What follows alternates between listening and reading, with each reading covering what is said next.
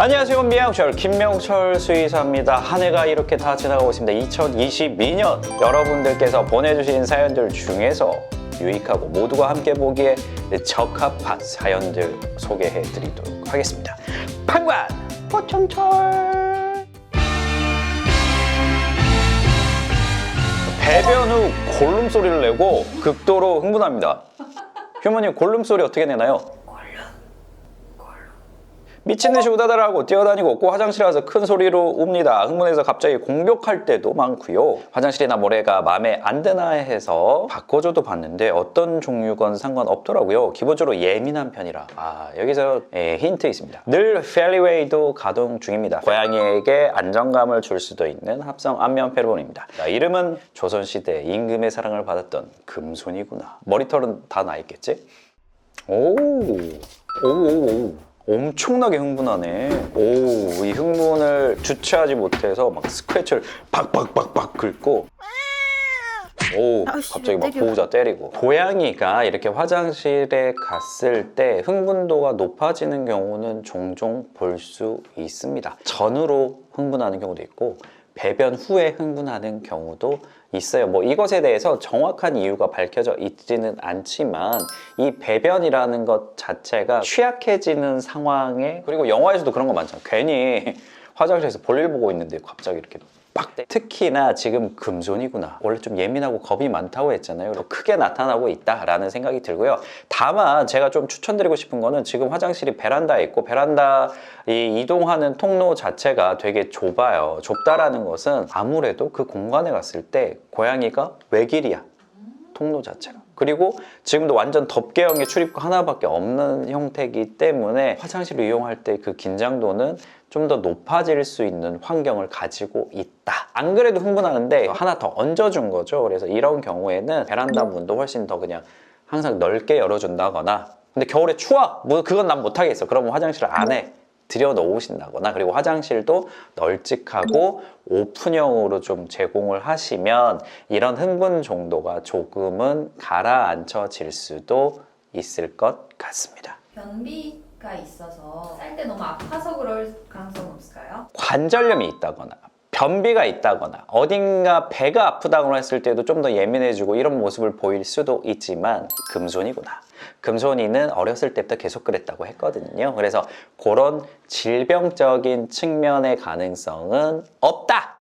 반년 전부터 이상한 행동을 시작했어요. 동영상에 나오는 것처럼 저렇게 화장실 벽을 긁고 나와요. 그래서 화장실 위치도 바꿔보고 모래도 굵은 벤토, 카사바 등 시중에 있는 모래도 다 써봤습니다. 심지어 화장실도 다양한 크기로 바꿔주다가 현재는 그냥 벤토!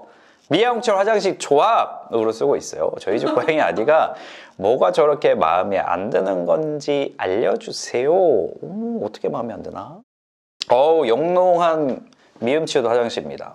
볼일 보고 덮고 벽도 긁으면서 주변도 한번 살피고 잘 묻혔나 냄새 한번 맡고 또 긁고 벽 긁고 긁. 자, 고양이들이 이렇게 벽을 긁는 경우 특별한 의미가 없는 경우도 있습니다. 그리고 지금 같은 경우는 소변과 대변을 잘 묻는 행위의 연장선으로 할 수도 있는데, 기존에 이런 행동을 안 하던 친구가 긁는 모습을 보였다라고 하면 상황에 따라서는 전체 모래가리 주기라던가 하루에 청소해주는 빈도수 같은 게 조금 마땅치 못해. 그러니까 예민하고 깔끔쟁인데 그 전만큼 화장실이 깔끔하게 유지가 안 되는 것 같아. 이런 경우에도 이런 모습을 보일 수도 있고요. 벤토나이트 모래라고 해도 정말 그 백사장 모래 같은 가는 모래를 또 좋아하는 친구들도 있어요. 고양이 기호성은 높아지지만 모래 특성상 가는데 어떻게 먼지가 안 납니까? 백사장 같은 가는 모래도 한번 사용을 해보실 수는 있을 것 같은데, 저는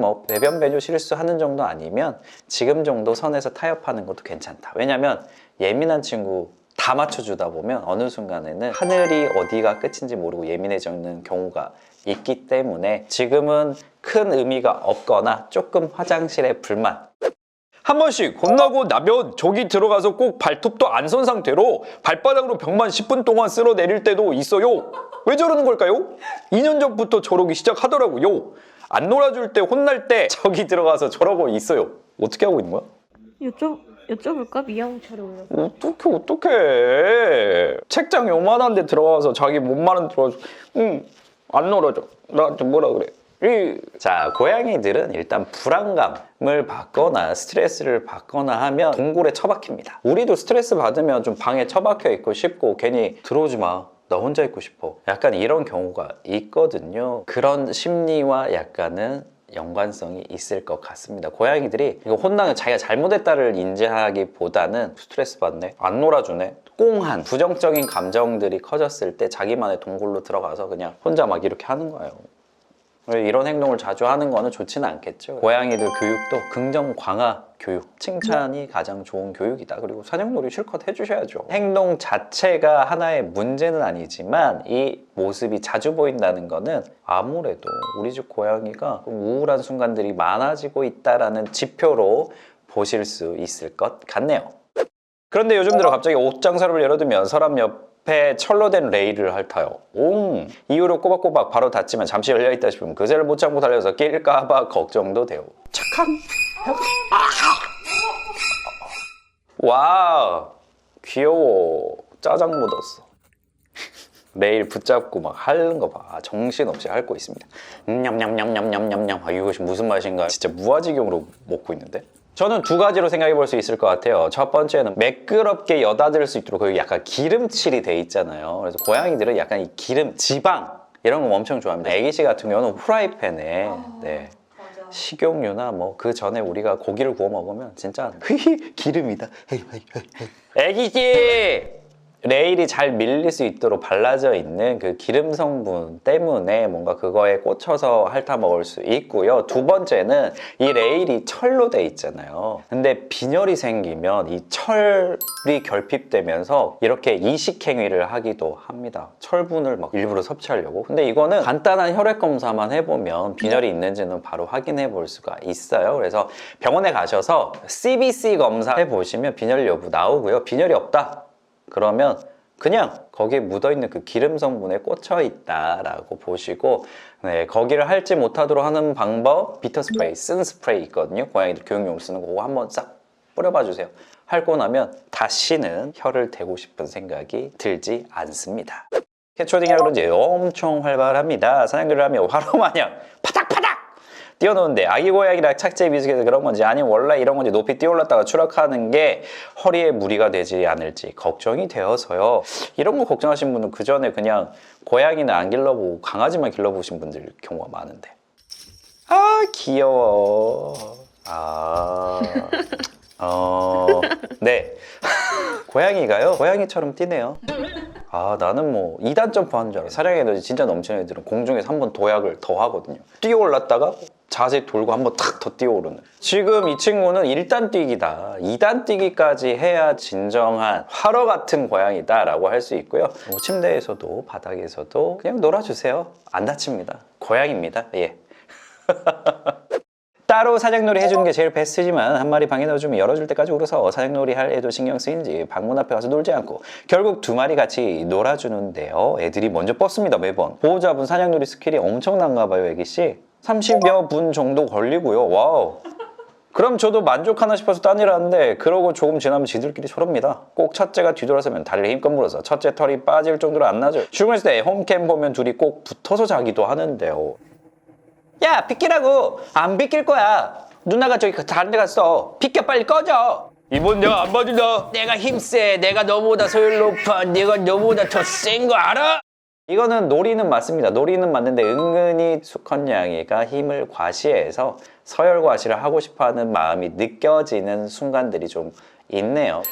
보호자분께서 그래도 즐겁게 사냥놀이를 애들 찐이 빠지게 해주시기 때문에 더 커지는 것을 예방하고 있다. 아직까지 둘은 건전한 관계다. 네. 어떻게 뭐 마찰이 하나도 없고 이 자리 쓰세요. 저는 저 자리 쓰겠습니다. 이럴 순 없어요. 네, 집사님께서 지금처럼 사냥놀이는 계속해서 좀 신나게 해주셔야 될 것 같고요. 가능하면 고양이들이 누워서 쉬는 공간에 스크래치 하나 더 놔주시고 각자 자리 평소에 간식 주는 자리로 좀 세팅해 주시면 각자가 각자 자리 선호하게 됩니다. 옆에서 서열 관리할 때 도움을 주시면 훨씬 더 좋을 것 같습니다. 자, 다음은 산송장님께서 보내주신 사연입니다. 산송장. 아, 닉네임이 장난 아닌데? 푸들이 처음 왔을 때 약간 걱정이 되긴 했는데 별일 없이 그냥 자연스럽게 같이 살게 되었어요. 고양이가 혼자 지낼 수 있는 공간을 마련해 놓은 게 도움이 좀 된 것 같아요. 배우신 분, 이제 좀 친해져서 노는 건지 푸들이 고양이를 약 올리는 건지 점점 강도가 세지는 고양이 펀치를 보고 있으면 왠지 싸우려는 것 같기도 하고 이 두 녀석이 선생님 보시기엔 어떤지 궁금해요. 투닥투닥 뒤늦은 기싸움을 이제 하는 걸까요? 네, 산송장님 어떤 상황인지 보도록 하겠습니다. 오, 멋있다 고양이. 이거는 개들이 장난치자고 놀자고 하는 게 기본적인 행동인데 이건 입에서 나는 소리가 아니야. 한번 나랑 놀아보자. 한 주먹거리도 안 되는 게 까불고 있어요. 기싸움 하는 건 아니고요. 전혀 뭐 둘이 그냥 재밌게 놀고 싶어서 괜찮은 관계다. 그리고 저는 이 산송장님께서 해주신 고양이만을 위한 공간을 따로 세팅을 해줬다. 이게 있었기 때문에 개와 고양이가 잘 지낼 수 있는 밑거름이 됐다라는 점. 고양이만 개를 피해서 쉴 수 있는 공간 꼭 세팅을 해 두셔야 둘 사이가 함께 있을 때도 잘 지낼 수 있다. 연인들 사이 중에서도 꼭 혼자만의 시간이 필요한 친구들이 있거든요. 근데 이런 친구들 혼자 있는 시간을 다 뺏어버리잖아요. 그럼 만나도 예민해지고 싸우는 상황이 생길 수 있는 것처럼 고양이는 좀 혼자만의 시간이 필요하다. 그래서 그걸 만끽할 수 있는 공간 확보는 합사의 필수다. 자, 여러분들께서 보내주신 알토란 같은 사연들로 함께한 방광 폭청철 이 시간 너무 연말이 따뜻하지 않나요? 그렇다면 잊지 마시고 구독과 좋아요, 알림 설정까지 부탁드리겠습니다. 그리고 여러분들께서 보내주시는 이 사연 어디로 보내야 되느냐? 애기씨 그르르벳@gmail.com으로 보내시오. 그르르벳@gmail.com 여기로 보내주시면 사연들 뽑아 모아 여러분들과 안방에서 이불킥 안방에서 팝콘각 튀기면서 볼 수 있을 것 같습니다. 다음 시간에 또 만나요. 징글벨 징글벨 징글벨 와 징글벨 와 진짜 착하다.